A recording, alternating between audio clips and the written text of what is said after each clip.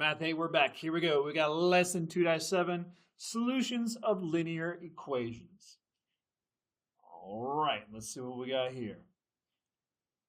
I'm going to do blue. All right, so a linear equation is always going to have two variables. It's going to have an x and a y variable. The solutions for linear equations are ordered pairs.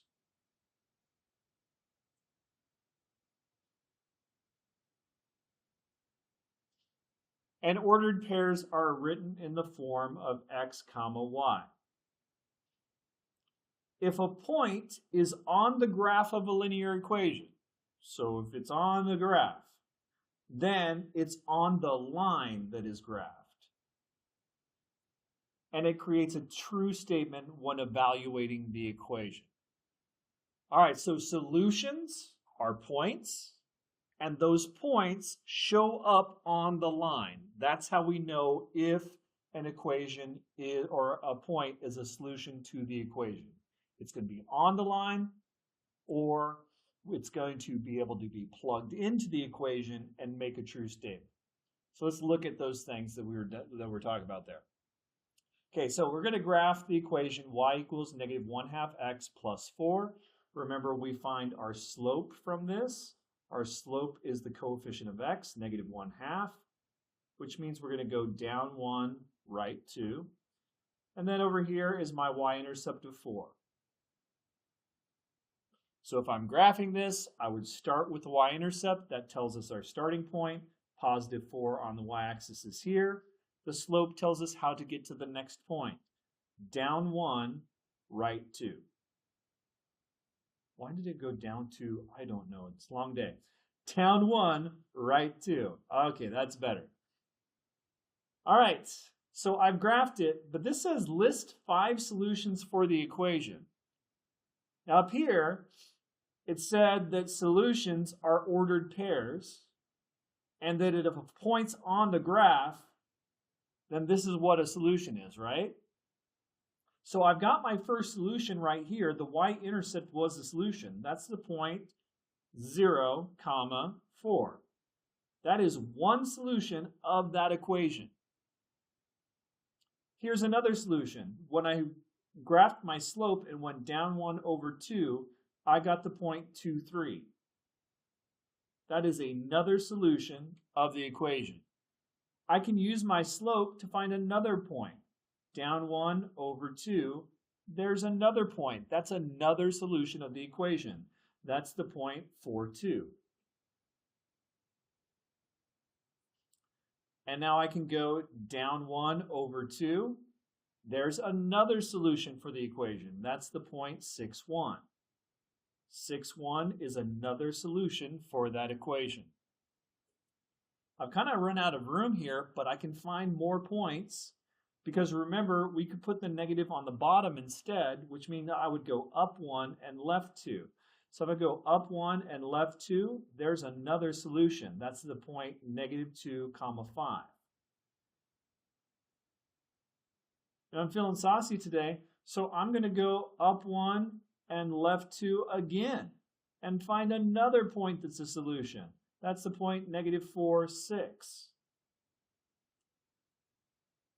I am bringing value to this. There we go. We have 6 solutions instead of 5 because I'm a good American. All right, so there we go. We've got our line right there.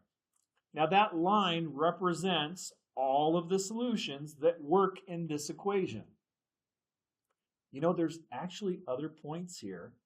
Look, there's another point right there. That would be 1, 3.5. There's another point. 3, 2.5. There's another point. There are an infinite number of points on this line.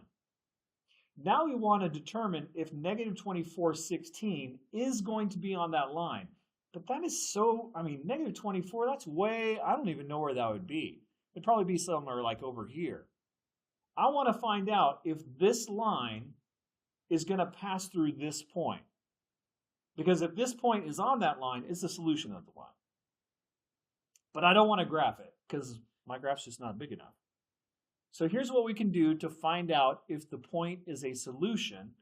I can simply plug in the x-coordinate and the y-coordinate and see if it makes a true statement. So here's the original equation. Instead of y, I'm going to plug in 16. And then I've got -1/2. Instead of x, I'm going to plug in -24.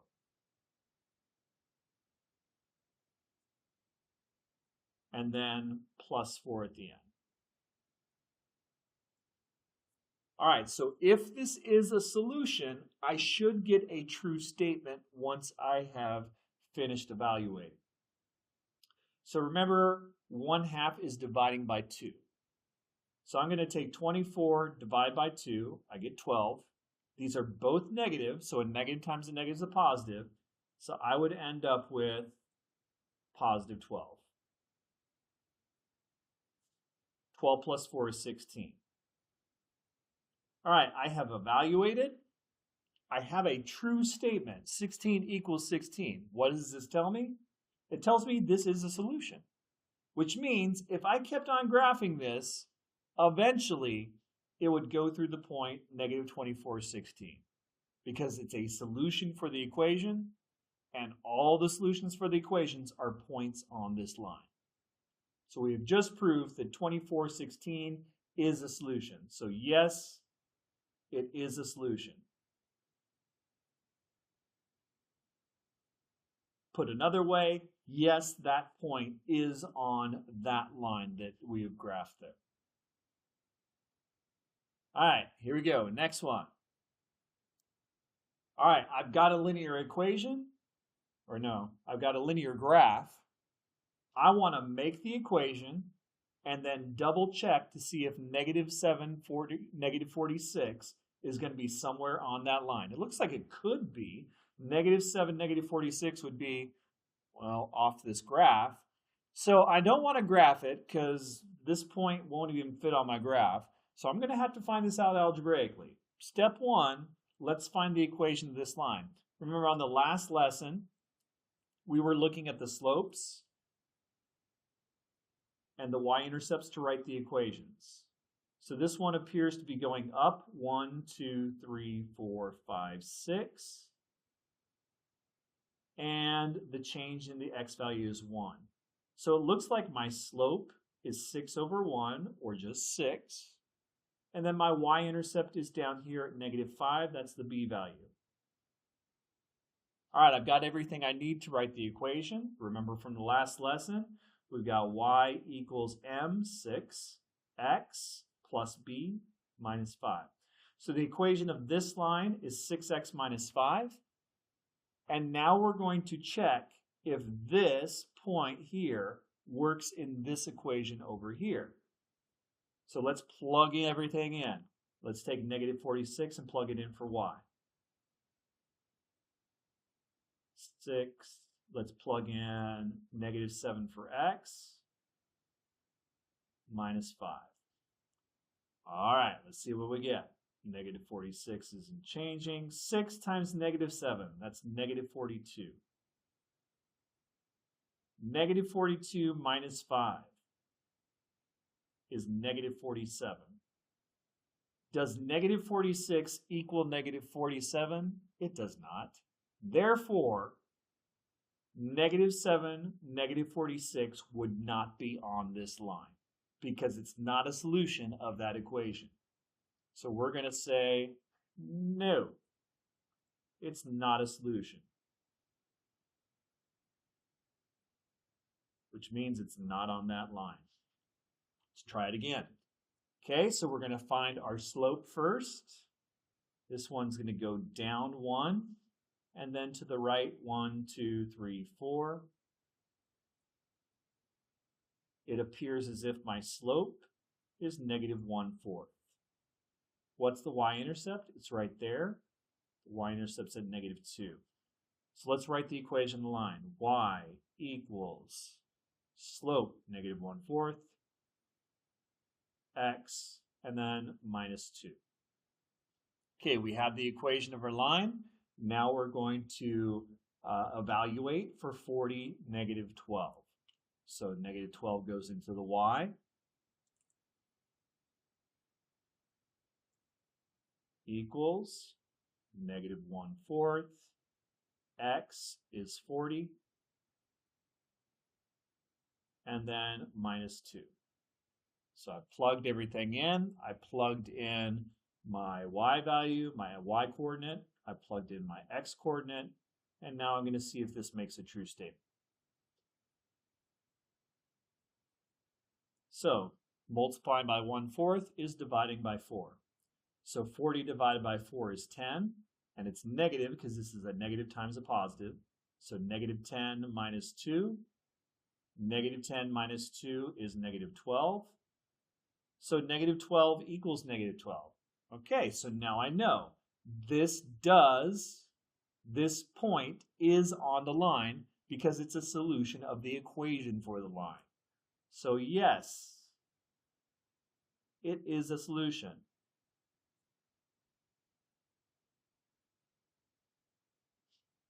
Sweet. Next one. What about negative 6/32? Is it a solution for this equation? There's only one way to find out. If it's a solution, when we plug it in, when we evaluate, it will make a true statement. So let's evaluate. Instead of y, let's plug in 32. Minus 6. Instead of x, let's evaluate for negative 6. So I've evaluated for y, plugged in 32, evaluated for x, plugged in negative 6. Let's see what we get. Oops, 32 equals negative 6 times negative 6 is positive 36. 36 minus 4 is 32. 32 equals 32. That is true. Therefore, negative 6/32 is a solution of the equation. Because when we evaluated for negative 6/32, we got a true statement. So yes, it is a solution.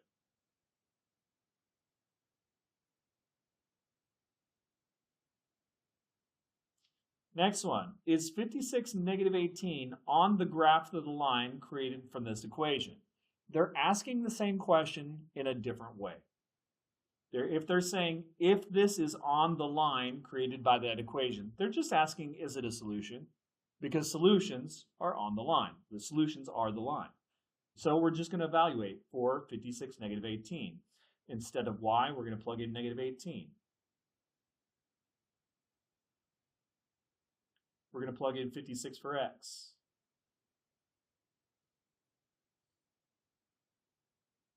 Remember, multiplying by 1/8 is dividing by 8.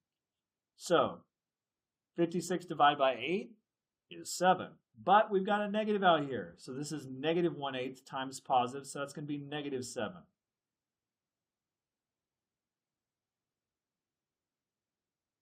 So here we've got negative 18 equals negative 7 minus 11 is negative 18. It appears as if, yes, this is another solution. It is on the line because when we evaluated for the point with the equation, it came out as a true statement. So yes, it is on the line. Because it is a solution. The end. Cool story. All right, see you later. Bye-bye.